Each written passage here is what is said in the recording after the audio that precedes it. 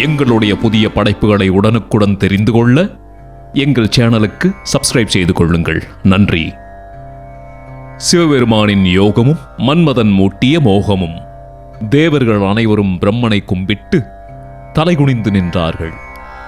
அப்போது நான்முக பிரம்மன் அந்த தேவர்களை பார்த்து, அமரர்களே, நீங்கள் எதற்காக இங்கு வந்தீர்கள்? உங்களுக்கு என்ன துன்பம் நேரிட்டது என்று கேட்டார். தேவர்கள் அனைவரும் ஒன்றாக கூடி, தாரகாசுரனால் நாங்கள் அனுபவிக்கும் துன்பம் தங்களுக்கு தெரியாததா? அந்த துன்பத்தை தயவு செய்து நீங்கள் தீர்க்க வேண்டும் என்றார்கள். பிரம்மதேவன் அவர்களை நோக்கி, வானவர்களே, நச்சு மரமாக இருந்தாலும் அதை வளர்த்து காப்பாற்றியவனே வெட்டுவது உசிதமல்ல என்பதைப் போலவே என்னால் வரம் பெற்று விருத்தி அடையப் பெற்றவன் என்னாலேயே வதம் செய்யப்படுவது சரியல்ல. ஆகையால் உங்களுக்கு நான் ஒரு உபாயம் கூறுகிறேன். சிவபெருமானின் வீரியத்திற்கு உற்பத்தியாகும் குமாரன்தான் அவ்வசுரனை கொல்ல முடியும். அப்படி சிவவீரியத்தில் புத்திர உற்பத்தியாவது துர்லபமாம். இது விஷயமாக ஒரு யோசனை சொல்லுகிறேன், கேளுங்கள் என்றார்.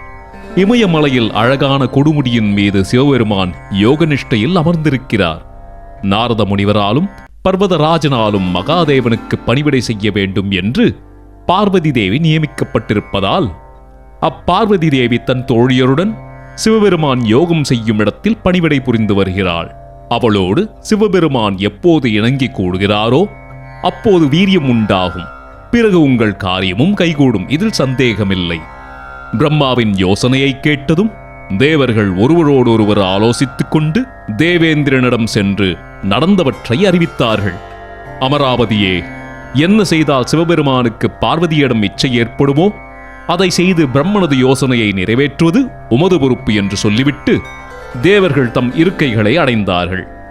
தேவேந்திரன் உடனே மன்மதனை நினைத்தான். உடனே மன்மதன் தன் தேவியான ரதியோடு இந்திரன் முன்னால் வந்து நின்று வணங்கி, தேவராஜனே, நீங்கள் என்னை ஏன் நினைத்தீர்கள், அதை சொல்லுங்கள் என்றான். உடனே தேவேந்திரன், ஓ நட்பிற்சிறந்த ரதிகாந்தனே, இப்பொழுது உன் சம்பந்தமான பரீட்சை ஏற்பட்டுள்ளது. இந்த காரியம் எனக்கு மட்டும் சுகமளிப்பதல்ல, தேவர்கள் அனைவருக்குமே சுகத்தை கொடுக்கத்தக்கது. இந்த விஷயமாக நானே யாசிப்பதால் இந்த சுபமான காரியத்தை நீயே செய்ய வேண்டும். இவ்வாறு தேவேந்திரன் சொன்னதை கேட்ட மன்மதன் புன்னகையோடு இந்திரனை நோக்கி, தேவாதிபதே, நம் இருவருக்கும் பேதமில்லை. ஆகையால் நீர் ஏன் இப்படி சொல்ல வேண்டும்? மன்மதன் கர்வத்துடன் யோகமூர்த்தியான சிவபெருமானை கூட என் காமபானங்களுக்கு இலக்காக்கி விடுவேன் என்றால் மற்றவர்கள் விஷயத்தில் என் வெற்றியை பற்றி கேட்க வேண்டுமா என்று பெருமையோடு சொன்னான்.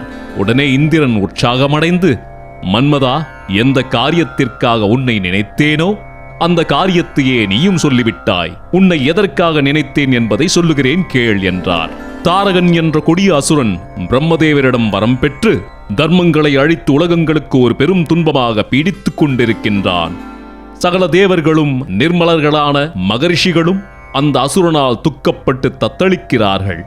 அவ்வசுரனை எதிர்க்கும் விஷயத்திலோ தேவர்களின் ஆயுதங்கள் பயனற்று போயின. இத்தகைய கொடிய அசுரனுக்கு அஸ்திரங்களால் மரணம் கிடையாது. அந்த துன்மார்கன் தாரகாசுரனுக்கு சிவபெருமானின் வீரியத்தில் உற்பத்தியாகும் குமாரனால் தான் மரணம் உண்டாகுமாம். ஆகவே காம சம்பந்தப்பட்ட இந்த காரியத்தை உன்னால் தான் நிறைவேற்ற முடியும். இந்த காரியத்தை நீ உடனடியாக செய்ய வேண்டும். சிவபெருமான் இப்பொழுது கண்மூடி நிஷ்டையில் அமர்ந்து மாபெரும் யோகம் செய்து கொண்டிருக்கின்றார். அவருக்கு பணிவிடை செய்வதற்காக பார்வதி தேவி தன் தோழியுடன் அவர் அருகே இருக்கின்றாள். ஆகையால் மகா யோகியான சிவபெருமானுக்கு யோகம் கலைந்து எப்படி பார்வதி தேவியின் மேல் ஆசையும் காமமும் உண்டாக்க முடியுமோ அப்படி செய்ய வேண்டியது உன் கடமையாகும்.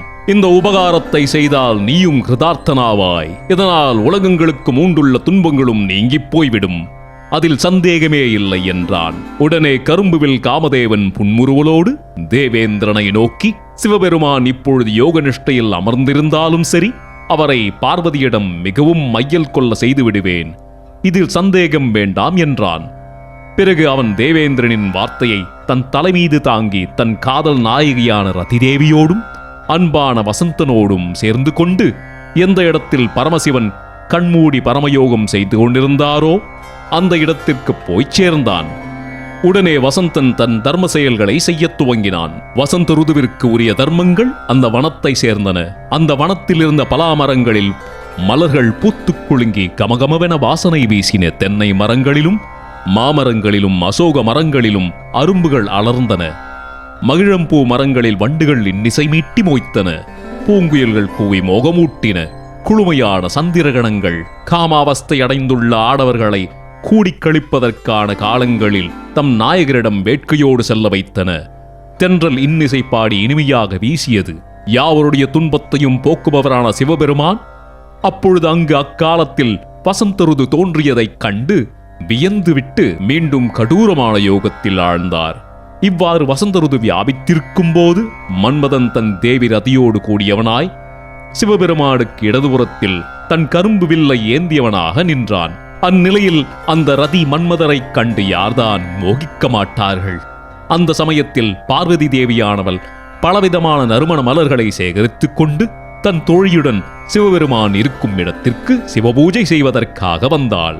யோக நிஷ்டையில் அமர்ந்திருக்கும் சிவபெருமானின் அருகே பருவசுந்தரியாக பார்வதி தேவி எப்பொழுது நெருங்கினாளோ அப்போதே அவள் மீது சிவபெருமான் காதலும் மோகமும் கொள்ளும்படி காமதேவனான மன்மதன் தன் கரும்பு வில்லை வளைக்க முயன்றான். உடனே அந்த வில் அவன் கையிலிருந்து நழுவி சிவபெருமானின் அருகில் போய் விழுந்தது.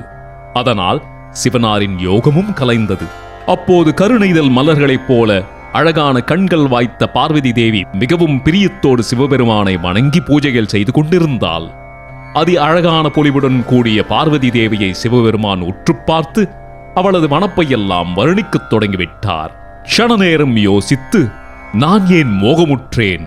சர்வேஸ்வரனான நானே ஆனந்தத்தோடு இவளை ஸ்பரிசிக்க இச்சிப்பேனானால் வேறு எந்த சத்திரியன்தான் எந்தெந்த அற்ப செயல்களையும் இச்சிக்க மாட்டான் என்று மனம் திரும்பி சர்வாத்மாவான சிவபெருமான் திடமான பர்யங்க பந்தமாய யோக பட்டத்தை தரித்தார்.